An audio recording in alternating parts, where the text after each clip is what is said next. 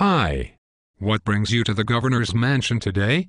Governor Scott Walker, I'm Madison Police Chief Noble Wray, and I've come to ask you some questions. Who, me? Yes.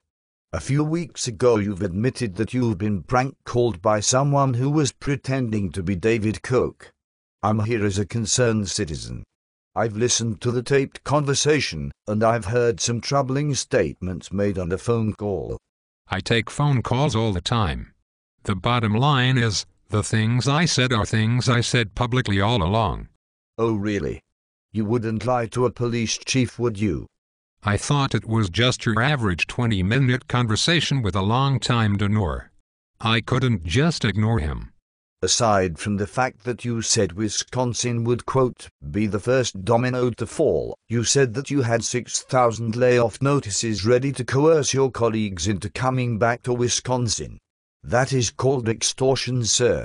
I also couldn't ignore the fact that you accepted their invite to California from the alleged David Koch.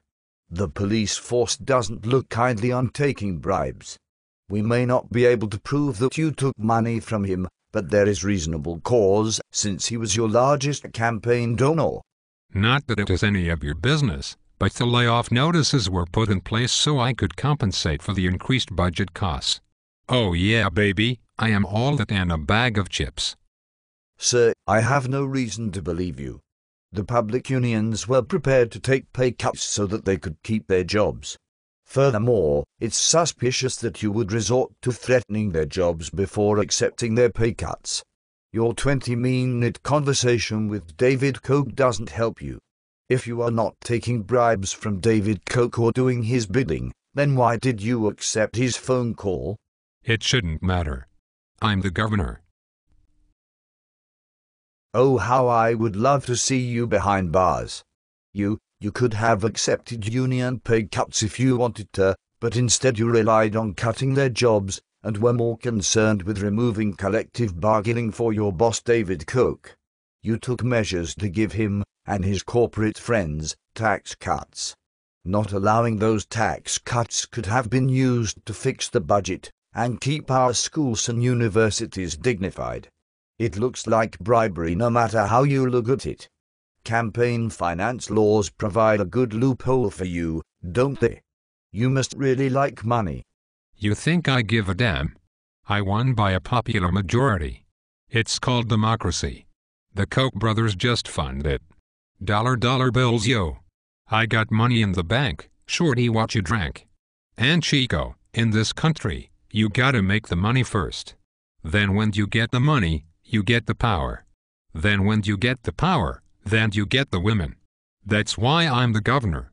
Don't make me laugh. Democracy. You silenced your people. It's a constitutional right for Wisconsin citizens to assemble in the Capitol during working hours, yet you locked them out, requiring a judge to force open the Capitol building. And for what? If you actually looked at the polls or listened to your people, you would not have needed to try to find ways to stop the rallies. And also, some time ago, Senate Majority Leader Fitzgerald had stated that the 14 Democrats would not be permitted to hold a vote, silencing all of the districts from which they represent. How is that in any way constitutional? And the Open Meetings Law, your party violated it by not giving 24 hours notice for the 11th hour conference committee meeting that preceded the vote. What kind of hell democracy is this? First of all, I cannot be held responsible for the actions of my contemporaries. Secondly, your unions pay campaign contributions to the Democrats. Are you implying that unions, or rather, the working class, are more powerful than the ultra-rich?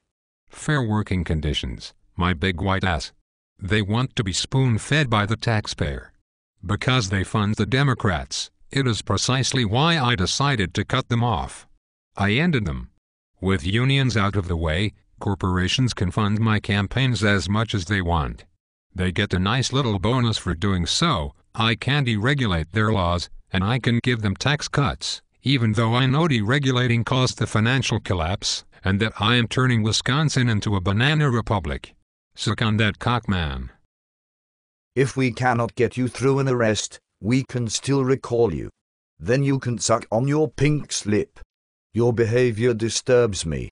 When you had your phone call with the fake David Koch, you said that you considered putting troublemakers in with the crowds. I find it very unsettling and troubling that anyone, let alone the governor, would consider creating safety risks for our citizens and law enforcement officers. No, not in my city. Were you the one who placed the rifle bullets outside of the Capitol? Tell me. You or one of your cronies placed the bullets there, didn't you? People have brought up all sorts of different options. As you saw if you've listened to the tape, we shot that down. Now if you'll excuse me, I need to catch my plane to California. What the hell? What in the world has happened to this country?